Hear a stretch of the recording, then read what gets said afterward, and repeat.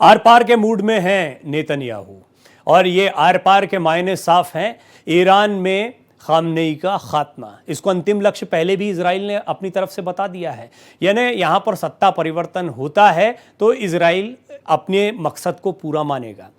और ईरान के पास जो परमाणु हथियार है उनको काबू में लेना, ये अमेरिका भी कह चुका है, G7 के देश भी कह चुके हैं, इजराइल भी यही चाहता है। एक के बाद एक ताबड़तोड़ मिसाइल्स दागी जा रही हैं, दोनों तरफ से मिसाइली हमला हो रहा है, नुकसान इजराइल का भी हो रहा है। लेकिन ऐसा लगता है कि नेतन्याहू अब आर पार के मूड में है।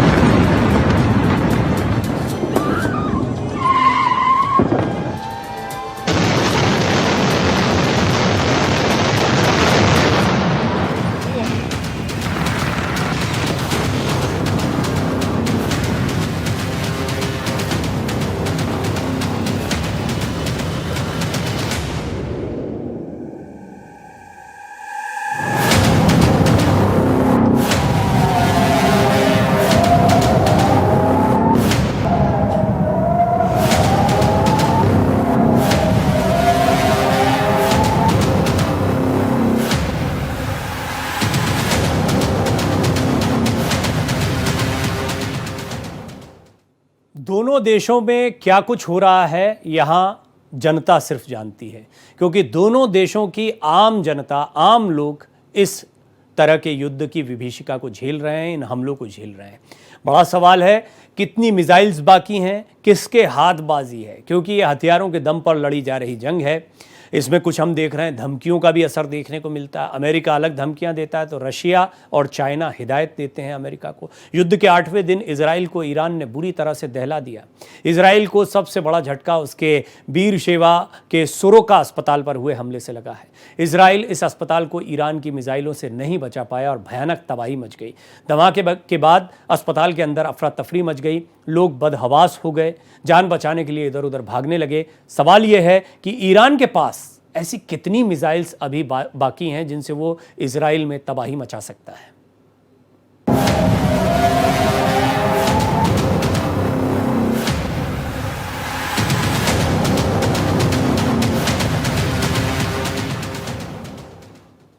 अभी तक 472 मिसाइल्स दागी गई हैं।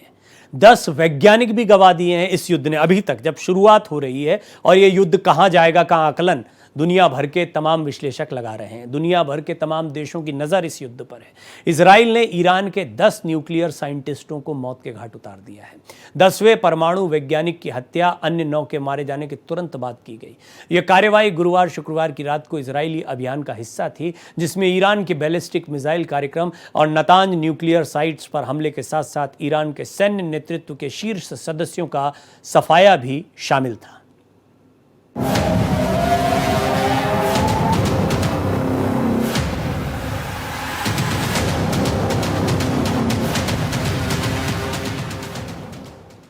अपना आखिरी लक्ष्य खामनेई को इजराइल ने बताया है। खामनेई का खात्मा ही अंतिम लक्ष्य है इजराइल का, और वो एक बंकर में है। अब बड़ा सवाल है क्या बंकर से निकलेंगे खामनेई? अयतुल्लाह अली खामनेई के नए वीडियो में कई ऐसे संकेत मिले हैं जो इशारा करते हैं कि उन्हें किसी दूसरी जगह पर ले जाया गया है। ये भी संभावना जताई जा रही कि हो सकता है उन्हें किसी सुरक्षित बंकर में शिफ्ट कर दिया गया। खासकर उनकी सुरक्षा और जगह बदलने को लेकर कई तरह की बातें चल रही हैं। ट्रंप भी दावा कर चुके हैं कि अमेरिका उनकी सटीक जगह को जानता है, यानी किस जगह पर खामनेई है इसके बारे में ठीक जानकारी अमेरिका को है, कम से कम डोनाल्ड ट्रंप का तो यह दावा है। तो फिर अब बड़ा सवाल खड़ा होता है कि बंकर से कब निकलेंगे खामनेई? बंकर में रहेंगे या फिर बंकर तक इजराइल और अमेरिका पहुंचेंगे?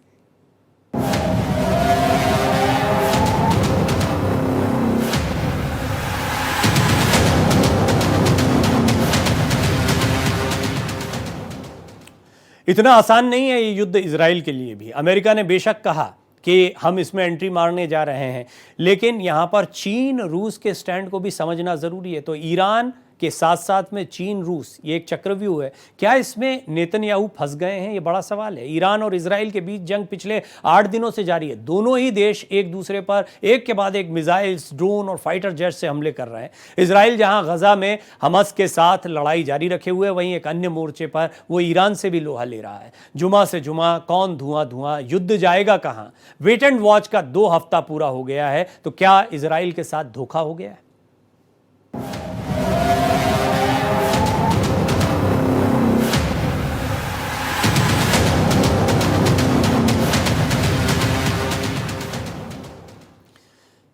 ये सारी कहानी शुरू कहां से हुई थी?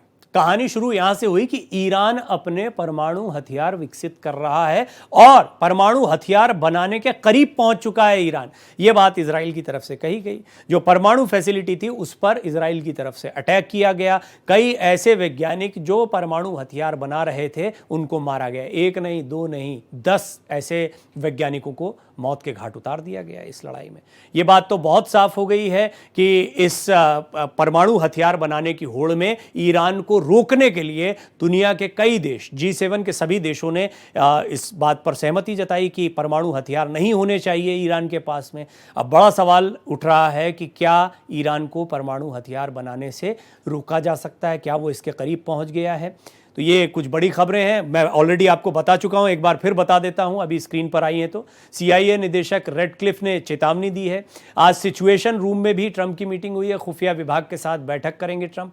अमेरिका से कोई बात नहीं होगी, अब्बास अरागची ने यह कहा। अमेरिका से बातचीत की खबरें झूठी हैं। इजराइल ने ऑपरेशन रेड वेडिंग बनाया है और सैन्य अफसरों के खात्मे का नाम रेड वेडिंग रखा गया है। शमखानी हमले में बुरी तरह घायल हुए हैं। शमखानी हमले में बाल बाल बचे भी हैं, यानी घायल हुए हैं लेकिन बाल बाल बच गए हैं। ईरान पर सीमित हमला चाहते हैं डोनाल्ड ट्रंप।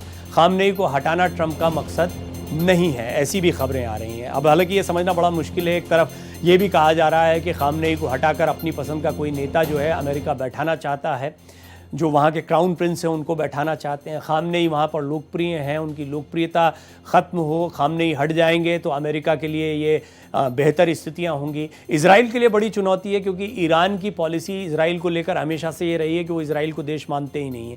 लेकिन अब सबसे बड़ा सवाल तो पूरी दुनिया के सामने खड़ा है कि क्या युद्ध बड़ा होने वाला है? खामनेई के साथ रूस खड़ा दिखाई दे रहा है। भारत का हित किसके साथ में, ये भी एक बड़ा सवाल है। 2 हफ्ते क्या अकेले लड़ पाएंगे नेतन्याहू? क्योंकि अब 2 हफ्ते का समय मांग लिया है अमेरिका ने कि 2 हफ्ते बाद में हम इस पूरे मामले में आएंगे या इसमें कूदेंगे। तो ये कुछ सवाल हैं जो आपके सामने यहाँ हम रख रहे हैं एक एक करके। अब 2 हफ्ते अकेले लड़ेंगे नेतन्याहू, ये सबसे अहम बात है। पहले ही हमास के खिलाफ लड़ रहे हैं। ईरान और इजराइल की लड़ाई वैसी लड़ाई नहीं है जैसी हमास की या हिजबुल्लाह के साथ में अभी तक इजराइल की चल रही थी। खामनेई साफ कह चुके हैं हम झुकेंगे नहीं, युद्ध करेंगे। पुतिन की भी चेतावनी सामने आ गई है। और पुतिन हो चाहे शी जिनपिंग हो, दोनों की बातचीत हुई है। इसके बाद क्या डोनाल्ड ट्रंप पर कुछ दबाव बना है, बड़ा सवाल है। ईरान को मिटाने की बात नेतन्याहू लगातार कह रहे हैं और ये युद्ध में कहा जाता है, दोनों देशों की तरफ से इस तरह के दावे किए जा रहे हैं। अब बड़ा सवाल ये भी उठ रहा है कि अमेरिका बार बार कह रहा है कि हम युद्ध में आएंगे, युद्ध में आएंगे, आ क्यों नहीं रहा है? घबरा तो नहीं गया? मिडिल ईस्ट का नक्शा क्या बदलेगा?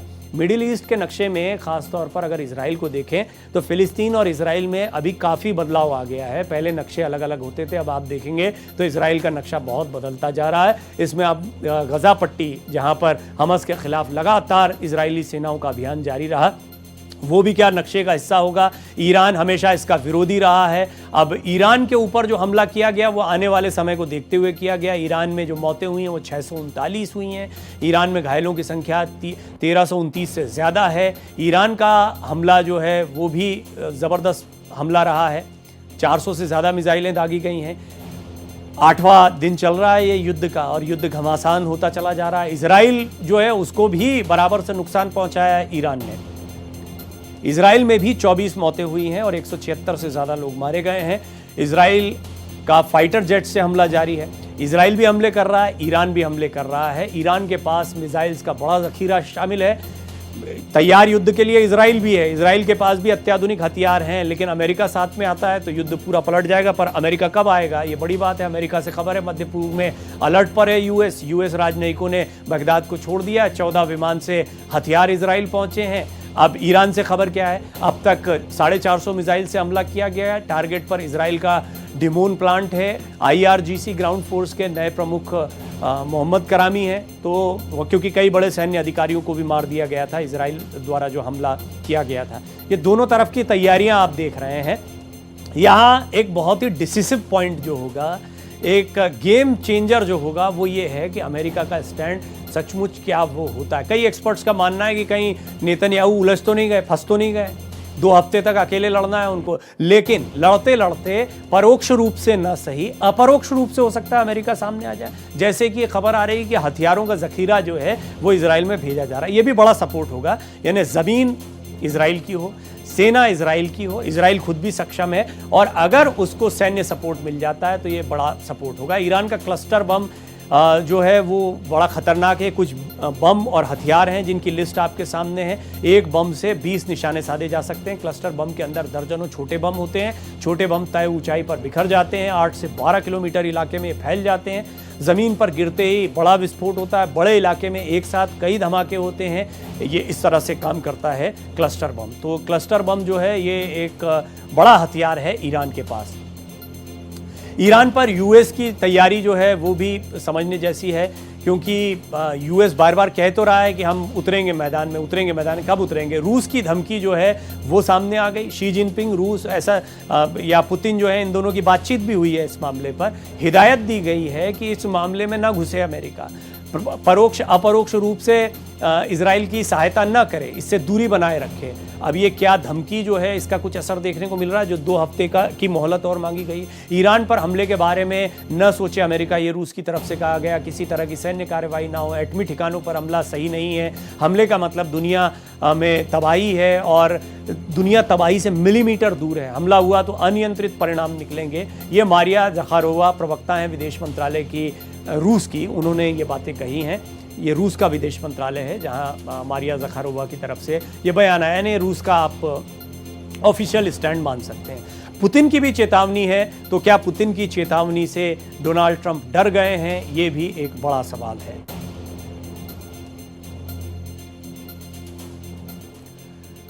देखिए, दुनिया की बड़ी बड़ी ताकतों के बीच में एक लड़ाई चल रही है। अमेरिका है, दूसरी तरफ रूस और चीन है। रूस और चीन काफ़ी करीब आए हैं, और ये युति जो है मिलकर अमेरिका के खिलाफ, वर्ल्ड की जो नंबर 1 इकोनॉमी है उसके खिलाफ खड़ी हुई है। और दुनिया कई खेमों में बटी दिखाई देती है। अगर चेतावनी की बात करें जो पुतिन ने दी है, तो वो ट्रंप पर क्या असर हुआ है। खामनेई की हत्या वाले बयान पर रूस ने धमकी दे दी सीधे सीधे। खामनेई की हत्या से पेंडोरा बॉक्स खुल जाएगा। खामनेई की हत्या हुई तो रूस चुप नहीं बैठेगा। खामनेई की हत्या सिर्फ तबाही लाएगी। ईरान में तख्ता पलट पूरी तरह अस्वीकार्य है, ये रूस ने कह दिया। ईरान में सत्ता परिवर्तन की कोशिश बर्दाश्त नहीं होगी। तो बयानों के आधार पर यह लड़ाई चल रही। कोई भी जंग जो होती है वो पहले जुबानी होती है, यानी यहाँ पर डायलॉगबाजी ज़्यादा हो रही है। अमेरिका की तरफ से भी हुई, अब हम जा रहे हैं, अभी हमने अपनी सेनाओं को तैयार कर दिया, हम घुसने वाले हैं, तमाम बातें कर दी गई, हम खात्मा कर देंगे। लेकिन दूसरी तरफ यहाँ से भी बयान आ रहे हैं। अब अगर बयानों से आगे अमेरिका बढ़ता है तो रूस भी बयानों से आगे बढ़ेगा, और अगर ऐसा होता है तो फिर ये विश्व युद्ध की आहट जैसा दिखाई पड़ेगा। पुतिन की चेतावनी है डोनाल्ड ट्रंप को। अब डोनाल्ड ट्रंप पर इसका कितना असर हुआ है ये समझने जैसी बात है। हो सकता है जो डोनाल्ड ट्रंप के सलाहकार हैं वो भी इस बारे में उनको बता रहे हों। ईरान पर यूएस की जो तैयारी है वो रूस की धमकी उस पर भारी फिलहाल पड़ती दिखाई दे रही है। दुनिया स्पष्ट तौर पर 2 खेमों में बटी दिखाई दे रही है। यहाँ पर ताकत की लड़ाई साफ साफ देखने को मिल रही है। इसमें ईरान को लेकर अमेरिका का जो स्टैंड हमेशा से रहा है वो बरकरार है, लेकिन एक कदम आगे बढ़ते हुए हमास के खिलाफ इजराइल की कार्रवाई को देखते हुए, और ऐसे मौके पर जब इजराइल को भी पता है कि उसे आने वाले समय में ईरान से खतरा हो सकता है, क्या अमेरिका ने इसका फायदा उठाने का प्रयास किया। अमेरिका हमेशा से चाहता है कि ईरान में उसकी खोई हुई जो ज़मीन थी, या ईरान में जिस तरह का दबदबा एक समय पर, बहुत लंबा समय हो गया, दशकों पहले की बात हो गई है, वो दबदबा दोबारा अमेरिका बरकरार कर पाएगा। डोनाल्ड ट्रंप के पास में बहुत सारी चुनौतियां हैं। वो अपने आप को एक बहुत मजबूत नेता अपनी जनता के बीच में साबित करना चाहते हैं। शुरुआत से कई बयान, कई डिसीजंस उन्होंने लिए हैं जो गड़बड़ भी साबित हुए हैं। उनके कई अपने करीबी लोग उनसे नाराज हो गए हैं। तो ये देखने वाली बात होगी कि ईरान को लेकर उनका जो स्टैंड है उस पर वो कितने बरकरार रहते हैं। आर पार के मूड में है नेतन्याहू, और आर पार के मूड से बहुत साफ कर दिया है अपना मकसद। इजराइल का प्लान खामनेई क्या है वो भी आपको बताते हैं। इजराइल कार्ड्स, जो कि रक्षा मंत्री हैं इजराइल के, उन्होंने कहा है खामनेई आधुनिक समय के हिटलर हैं। ईरान के सर्वोच्च नेता का अस्तित्व बना नहीं रह सकता। अगर दूसरे विश्व युद्ध के दौरान आईडीएफ मौजूद होता तो वो हिटलर को उसके बंकर में ही खत्म कर देते। हिटलर एक दुखती हुई रग है यहूदियों के लिए, और आज हिटलर के नाम से अगर संबोधित किया जा रहा है ईरान को या खामनेई को, तो आप उस नफरत को समझ सकते हैं जो हिटलर के लिए पल रही है इजराइल के यहूदियों के मन में। इजराइल का प्लान खामनेई क्या है, बेंजामिन नेतन्याहू क्या कहते हैं? जो प्रधानमंत्री हैं इजराइल के, राष्ट्रपति ट्रंप वही करेंगे जो अमेरिका के लिए सबसे अच्छा होगा। मुझे डोनाल्ड ट्रंप के फैसले पर भरोसा है। ट्रंप यहूदी लोगों के बहुत अच्छे मित्र हैं और ट्रंप एक महान वर्ल्ड लीडर हैं। वही करेंगे जो हमें करना चाहिए और हम कर रहे हैं। हम हर हाल में एटमी खतरे से निपटेंगे। ये ईरान पर नेतन्याहू का बयान है। आर पार के मूड में है नेतन्याहू। जंग में नया ट्रंप कार्ड। ईरान को परमाणु डील के लिए 2 हफ्ते का समय दिया गया है। ईरान पर हमला करने को लेकर ट्रंप सतर्क हैं। ईरान पर हमले का फैसला 2 हफ्ते में ट्रंप लेंगे। हालांकि इसमें कहा यह गया है कि अपने परमाणु हथियारों पर फैसला ले लो, लेकिन नहीं लेते हैं। जंग चल रही है तो 2 हफ्ते तक अकेले कौन पिस रहा है? इजराइल पिस रहा है, नेतन्याहू पिस रहा है। लेकिन यह भी तय मानिए कि ट्रंप सीधे नहीं भी आते हैं तो भी 2 हफ्ते तक वो पूरी मदद पहुंचाएंगे इजराइल को, नेतन्याहू को। व्हाइट हाउस की प्रवक्ता ने बड़ा बयान ये दे दिया है जो आपके सामने है कि जो है हम 2 हफ्ते बाद में देखेंगे परमाणु हथियारों पर ईरान कोई फैसला लेता है तो। कुल मिलाकर एक बात बहुत साफ है कि अमेरिका यहाँ फूंक फूंक कर कदम रख रहा है। युद्ध में उतरा तो अमेरिका की इकोनॉमी पर इसका सीधा सीधा असर पड़ेगा। चीन बड़ा प्लेयर है। चीन बड़ी खामोशी से सब देखता रहता है। उसको पता है कि युद्ध में उतरे सिर्फ बोलते रहो, अगर उतरे तो नुकसान होगा। खामनेई से क्या डर गए हैं डोनाल्ड ट्रंप? ये बड़ा सवाल खड़ा हो गया 2 हफ्ते के समय के बाद में। ईरान पर हमला करने को लेकर ट्रंप सतर्क हैं। ईरान पर बड़ा हमला करना नहीं चाहते, एटमी ठिकानों पर सीमित हमला करने के पक्ष में, बंकर बस्टर बम से हमला करना चाहते हैं। खामनेई को हटाने के प्लान से पीछे हट गए। हम खामनेई को नहीं हटाना चाहते, हम सिर्फ एटॉमिक हथियारों को खत्म करना चाहते हैं। ये ट्रंप का स्टैंड है। अब किस बात का डर है? ईरान से खामनेई को हटाना सही रणनीति नहीं है। खामनेई को मारने से ईरान में अराजकता मुमकिन है। खामनेई का उत्तराधिकारी और बुरा हो सकता है। लीबिया, अफगानिस्तान, इराक वाली गलती नहीं चाहते हैं। सत्ता परिवर्तन के बाद तीनों देशों में गृह युद्ध शुरू हो गया था। यानी युद्ध तो युद्ध है, युद्ध के बाद क्या होगा वो भी तो देखने वाली बात है। डोनाल्ड ट्रंप के इस डर को भी समझिए आप। अब यह है इजराइल का ऑपरेशन रेड वेडिंग। इसके बारे में थोड़ी सी जानकारी शुरुआत में हमने आपको दी। ईरान की टॉप सैन्य लीडरशिप के खात्मे का कोड नेम है ये। गेम्स ऑफ थ्रोन्स सीरीज से प्रेरित मिशन बनाया गया है। गेम्स ऑफ थ्रोन्स सीरीज में ही रेड वेडिंग का एपिसोड है। पॉलिटिकल वेडिंग के दौरान सुनियोजित नरसंहार, यानी जो जितने अभी वर्तमान वहाँ के सत्ताधीश हैं उनको खत्म करना, इंक्लूडिंग खामनेई। खामनेई का कमांडर जिंदा है। 13 जून की एक एक करके टाइमलाइन आपके सामने। 13 जून आईडीएफ का दावा, शमखानी मारा गया, ये कहा गया था आईडीएफ की तरफ से, इजरायली डिफेंस फोर्सेस की तरफ से। 20 जून को शमखानी का खामनेई को संदेश जाता है, मैं जिंदा हूँ, मैं ठीक हूँ। घायल जरूर हुए थे। अब ये कौन है अली शमखानी, ये भी थोड़ा सा आपको बता देते हैं। खामनेई के सैन्य राजनीतिक सलाहकार हैं। आईआरजीसी की कमान संभाली है, नौसेना की कमान संभाली है। 1997 से 2005 तक रक्षा मंत्री रहे हैं। 2013 से 2023 तक सिक्योरिटी काउंसिल के सचिव रहे हैं। तो शमखानी बड़े महत्वपूर्ण व्यक्ति हैं, लेकिन ये मारे नहीं गए हैं। इजराइल पर ईरान के हमले की बात करें तो बेयरशेवा, तिकवा पर जोरदार हमला हुआ। रमतगान, हाइफा, तेल अवीव पर अटैक हुआ। 3 मिसाइलें तेल अवीव पर गिरी हैं। तेल अवीव की कई इमारतें ध्वस्त हुई हैं। जेरूसलम में भी कई धमाके हुए हैं। इजराइल में एयर रेड अलर्ट के सायरन बजे हैं। 30 मिसाइलों से बड़ा नुकसान हुआ है। सेंट्रल तेल अवीव में सबसे ज्यादा नुकसान हुआ है। अब आयरन डोम काफ़ी सुनते हैं आप, लेकिन जो ये डिफेंस सिस्टम है इजराइल का, ये क्या फेल हो गया है? बड़ा सवाल खड़ा होता है। हिजबुल्लाह, हुती और हमास के हमले ये रोकता रहा। अच्छा, इजराइल बहुत लंबे समय से लड़ाई भी तो लड़ रहा है ना, इससे भी आप समझ सकते हैं कि थकान होती है, हथियार ख़त्म भी होते हैं, कमज़ोर भी पड़ते हैं। ईरानी मिसाइलों को रोकने में अब ये आयरन डोम उतना सफल नहीं हो पा रहा है। ईरान ने जो 2 स्टेज हैवी बैलिस्टिक मिसाइलों से हमले किए हैं वो काफ़ी घातक रहे हैं। मिसाइलें धरती के वायुमंडल से बाहर जाकर टारगेट पर गिरी हैं। मिसाइलें रोकने के लिए यूएस यूके की वायुसेना ने भी ऑपरेशन चलाया है। तो अब एयर डिफेंस सिस्टम कमज़ोर होता है, मतलब अब आपके शहरों में जाकर, जैसे अस्पताल की तबाही हमने आपको बताई, परमाणु हथियार बनाने के कितना करीब है ईरान, ये बड़ा सवाल है। ईरान अपना यूरेनियम भंडार बढ़ाने में जुटा हुआ है, परमाणु हथियार निर्माण के बेहद करीब माना जा रहा है। लगातार ईरान अपना यूरेनियम भंडार बढ़ा रहा है। ईरान के पास कुल 6,604 किलोग्राम संवर्धित यूरेनियम है। 60% शुद्धता वाला 409 किलोग्राम यूरेनियम ईरान के पास मौजूद है। और CIA निदेशक जॉन रेडक्लिफ ने यह चेतावनी दी है, यानी ईरान परमाणु संपन्न देश है, ऐसा मान सकते हैं। कितना करीब है वो जानना बड़ा मुश्किल है। कितने मिसाइल अटैक हुए? 400 से 450 मिसाइल अटैक हुए हैं। मिसाइल तबाही हुई है, शमशान बन गया सोरोका हॉस्पिटल, बुरा हाल है। सोरोका अस्पताल पर हमले के बाद इजराइल के रक्षा मंत्री ने ईरान के सुप्रीम लीडर के खात्मे का खुला ऐलान कर दिया है। साथ ही उन्होंने खामनेई को कायर बताते हुए कहा, कायर ईरानी तानाशाह एक मजबूत बंकर के अंदर बैठा है और जानबूझकर इजराइल में अस्पतालों और आवासीय बिल्डिंग्स पर हमले करा रहा है। अब ये तीसरे विश्व युद्ध के आगाज जैसा कई एक्सपर्ट्स को दिखाई देता है। नेतन्याहू की हुंकार है, इजराइल इसका बदला लेगा। खामनेई की दो टूक है, ईरान का बड़ा हमला, ट्रंप बड़ा करने वाले हैं। क्या जंग में कूदेगा अमेरिका? रूस की US को भी चेतावनी है, तुर्की की गीदड़ भपकी भी है, चीन के का मध्यस्थता का ऑफर है। ये कुछ 10 तस्वीरें हैं जो पूरी दुनिया के समीकरण आपको बता रही हैं, लेकिन यहीं तक सीमित नहीं है। ये तो अभी आज की स्थिति है। अगर ये सचमुच लड़ाई बड़ी होती है तो फिर सबको कुछ ना कुछ स्टैंड लेना पड़ेगा, यानी दुनिया दो गुटों में आपको बटी दिखाई देगी, जैसा विश्व युद्ध के समय होता चला है। कुछ को मजबूरी में आना पड़ेगा तो कुछ को सोच समझकर अपने दोस्त और दुश्मनों के बीच का फर्क करना पड़ेगा। तो आप स्पष्ट तौर पर देख रहे हैं, अमेरिका इजराइल इधर खड़े हुए हैं, ईरान के साथ में रूस और चीन खड़े हुए हैं। बस यहीं से फिर दुनिया के अन्य देशों का साथ में आना शुरू होता है। तुर्की, क्योंकि एक इस्लामिक राष्ट्र है, तुर्की इस्लामिक राष्ट्रों का बिना शर्त सपोर्ट करता है, तो वो भी ईरान के साथ खड़ा ही दिखाई दे रहा है। अब अगर ऐसा कुछ होता है तो परमाणु संकट के करीब पहुंच गई दुनिया। इस हमले से दुनिया और परमाणु संकट के बीच की दूरी जो है वो बहुत कम रह जाएगी, मिलीमीटर की दूरी रह जाएगी। ये रूस ने पहले भी कह दिया है। ये धमकी आपको बताती है कि ईरान जो परमाणु हथियार बनाने के बहुत करीब दिखाई पड़ता है, जिसके परमाणु हथियारों पर कब्जा करना एक मकसद अमेरिका का दिखाई देता। पहले स्टैंड कुछ और था।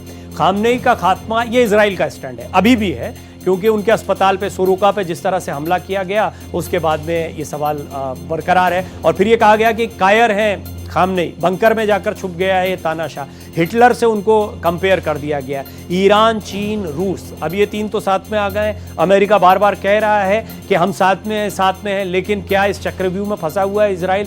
और जिस तरह से अपरोक्ष मदद अमेरिका की इजराइल को मिल रही है, वही अपरोक्ष मदद अगर ईरान को मिलती है इन बड़ी बड़ी ताकतों की, तो क्या होगा? ये कुछ बड़े सवाल हैं जो इस ओर इशारा करते हैं कि दुनिया विश्व युद्ध के मुहाने पर खड़ी हुई है। उम्मीद करते हैं, प्रार्थना करते हैं कि ऐसा ना हो, लेकिन फिलहाल हालात ऐसे हैं जिससे इनकार नहीं किया जा सकता है। इस खास पेशकश में फिलहाल इतना ही।